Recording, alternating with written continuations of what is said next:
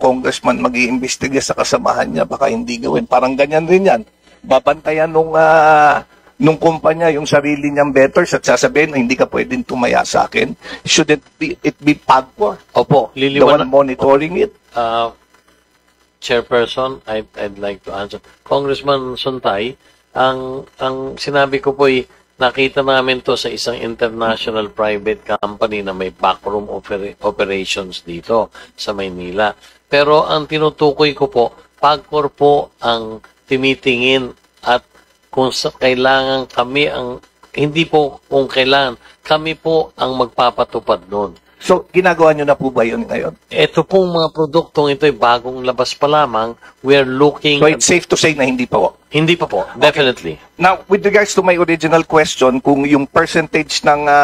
whether better sa legal online site or illegal online site, do we have data kung ilan ang minor na tumataya at kung saan ang gagaling itong mga bettors na ito?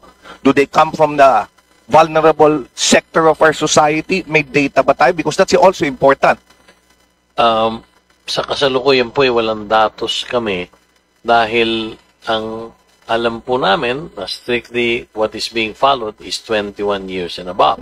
Pero yung datos po nung sa illegal at yung mga nakapagbebenta o nakapaghihikayat ng mga minor de edad, sasabihin ko po sa harapan ito, wala kaming datos sa pagkasalukuyan. Doon so po sa isang katanungan niyo, ano ba yung ano po ba yung sa katanungan niyo kanina kung meron kaming alam na datos tungkol sa sino ba ang mga naglalaro sa online gaming po, isang maliwanag, bagamat hindi po eksaktong porsyento ito, nakalalamang po doon ang naglalaro ay nandun po sa C-class. Nandun po yun. Okay. Maraming salamat po dun sa sagot na yun dahil ang problema sa online betting, kahit 20 pesos, pwede kang tumaya. As low as 10 pesos, pwede kang tumaya eh.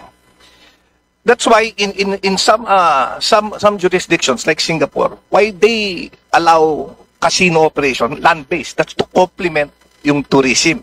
But they prohibit online betting. In Singapore, they have the Remote Gambling Act which prohibits online betting. So ang gusto nila kasi mangyari, yung mga nagsusugal, hindi mga Singaporean, ang gusto nila, yung nagsusugal, mga turista. Kaya nga, it brings me to my second interrogative question, which is where? Where is the revenue coming from? Una, is it coming from local? Or is it coming from foreign bettors, yung sa online? Do have data on it? Ilan yung local bettors, ilan yung foreign bettors? Wala rin tayong data. Sa batas po, pagka online gaming, inter-island po, kaya tinawag po nila nung napigo eh. So, we can assume, lahat po ng naglalaro nun dito galing sa atin. So, Mr. Chairman, kunyari may app ako, meron akong yung gaming app na yun, gambling app, nasa Hong Kong ako, hindi ako pwedeng tumaya. Technically speaking po, hindi. How do we know na hindi ako pwedeng tumaya? Meron pong, yun po mandate kasama po sa lisensya nila yun. At pagkatapos po nun, nandun po yung grupo na tinutukoy ni Congressman po kanina, yung CMED, na siyang nagpupulis po at nagmo-monitor sa kanila. Actually, in fact, ako nga, mas gusto ko foreign yung tumaya. Kaya nga, if you weigh it, ano ba yung mas nakakasira sa Pilipino? Ito bang online gambling na puro Pilipino lang ang pwedeng tumaya? O yung online gambling o yung pogo ng mga tumataya tiga ibang bansa? Kasi it brings us to yung my last, the who bets. Kanino natin kinukuha yung pera? We are so concerned on how to raise the revenues. Ang dapat concern natin, saan natin kinukuha yung pera? Kanino natin kinukuha? Sa mga bata ba natin kinukuha? Sa mahihirap ba natin kababayan kinukuha? Dahil kung kinukuha rin natin yung pantaya na nagiging source of funding for the government na ibinabalik rin natin, parang it's pointless to try to help the people poor people kung sa kanila rin natin kinukuha yung perang pinantutulong sa kanila. And as we know, gambling is addictive, it's habit forming. So ang concern ko is what have we instituted, Chairman Al, with regards to yung player protection nga, which is then do we have a responsible gaming program? Do we have how do we verify age? Do we have a customer's due diligence? How do we check the customers that bets online? Chairperson will answer. Congressman Suntay, yun po ang iniulat ko kanina na yun po ang pinalalakas namin sa pangkasalukuyan. At ang paniwala po namin dahil ito'y isang industry na talagang exponential ang naging growth, we're making also certain adjustments.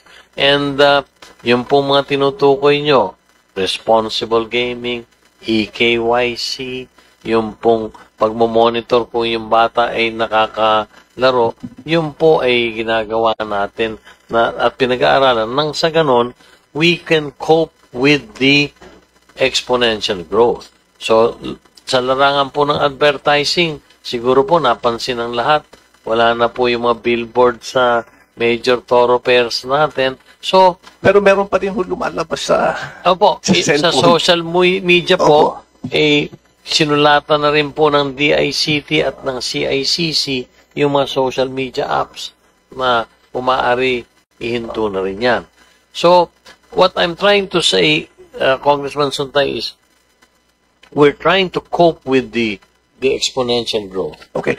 Now, and by coping, I mean we really have, if there is one weakness, it is strengthening the responsible gaming aspect. And that we are truly concentrating on the last few months, and that I can commit that hopefully with these AI-powered tools, with our responsible gaming activities that we are trying to implement, we will have a better environment for online gaming. Thank you, Chairman Al. Actually, yan po yung punto ko. Sana bago natin paramihin pa yung mga, kahit yung mga legal na online gambling platforms, bago natin paramihin, let's first strengthen the controls that we have.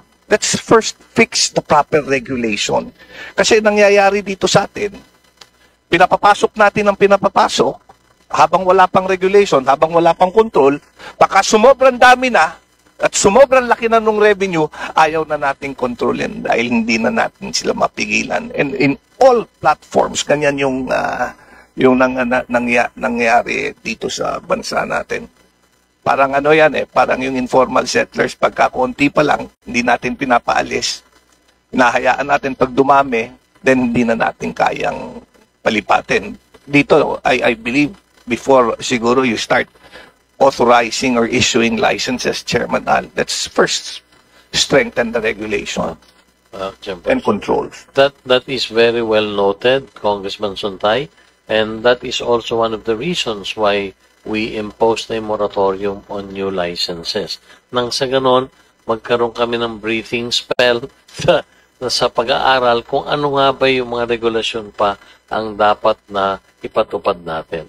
Kaya salamat po sa inyong mga mungkahi at makakaasa po kayo na sa pangkasalukuyan, yun na rin po ang amin talagang tinututukan. Thank you very much, Chairman. Thank you very much, Representative Suntay.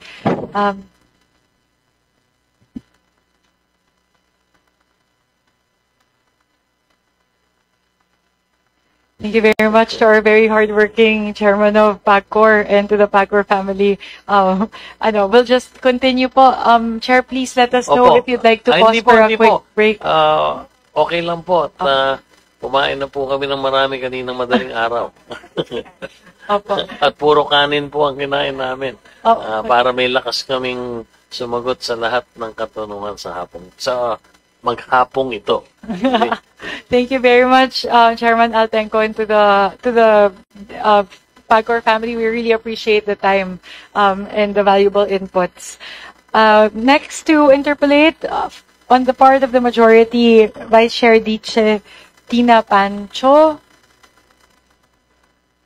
Next is Representative Jonathan Keith Flores. You have the floor, sir. Thank you, Madam Chair.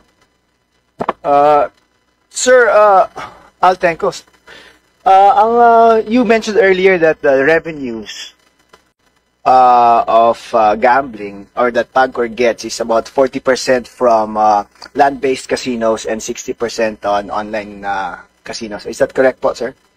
Yes, sir. Sa pangkasalukuyan po, sa taong ito, as we are tracking 2025, nasa 60-40 or maaari pong himigit pa doon, Congressman Flores. Depende po sa growth na nararanasan natin. Alright, now, ang concern, of course, just like the other members of the House also, ang concern nila is, okay yung revenue di ba? And of course, the national government benefits from it also. Ang problema po dito is yung tinitingnan nating social cost, di ba? Kasi, parang may intentional targeting of the vulnerable sector. For me, because if you go to online gambling sites, sir, do you know how much the minimum bet is in online gambling applications? Meron pong pwede kayong tumaya ng 10-20 pesos sa minimum bet. In fact, merong 1 peso po sa Bet88. Is that correct? Hindi ko po. Meron pa ma. Can I refer that question to the one in charge, Congressman Flores? So I will not be second guessing. Thank you, Mr. Chair. Madam Chair. Congressman Flores, yes po, we are accepting bets as low as 1 peso po.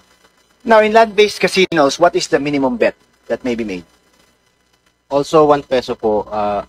Yes po. Also land-based, Congressman, also 1 peso po. In the slot machines, yes. So, my slot machines din na 1 peso. Okay, and in terms of the number of people who actually go to land-based casinos and number of people who do online gambling, do you have data on that?